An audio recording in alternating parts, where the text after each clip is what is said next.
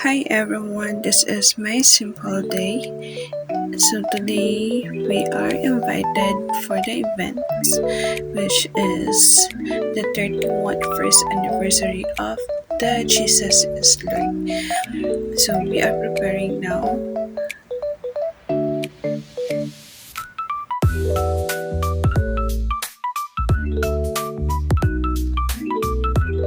At ayun na nga, habang nagpe-prepare tayo, so kailangan natin mag-timpla na rin ng coffee, which is a 2-up coffee para gising tayo in a whole day. Coffee lover tayo, guys.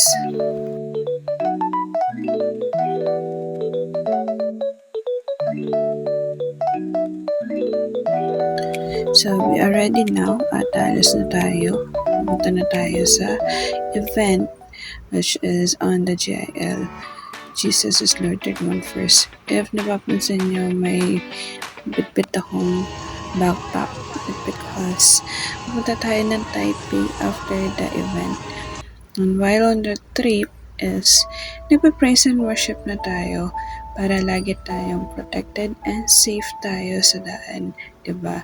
So while on the trip, nagpa-praise and worship na kami dyan sa bus, sumaawit pa po rin sa Panginoon. So this is how we are praising God while on the trip. So, naluluha pa ako dyan because I feel the presence of God and dala-dala ko ang pananampalataya ko na once I'm on that event is alam ko tutugunan ni Lord ang aking mga dasal. So right now, touchdown na kami, nasa Taichung na po kami dyan on the way on the event which is in Tohayang University Auditorium. So ayan po, nasa entrance na kami ng Tonghayang University Auditorium. And ang nakaka-miss pa dito is super crowded.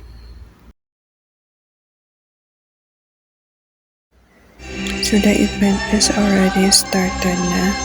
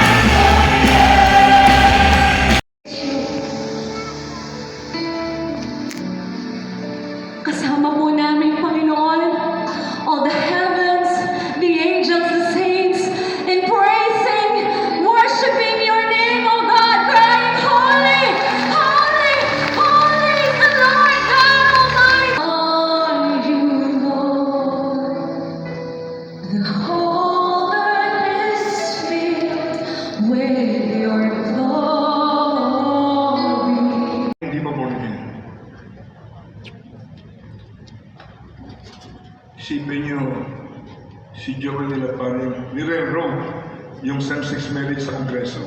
Sa lower house, nakipagdebate kami ni Congressman Doming. This is yung pansit.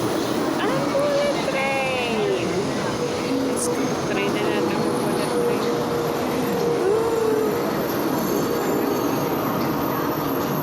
Time check, it's 8:30.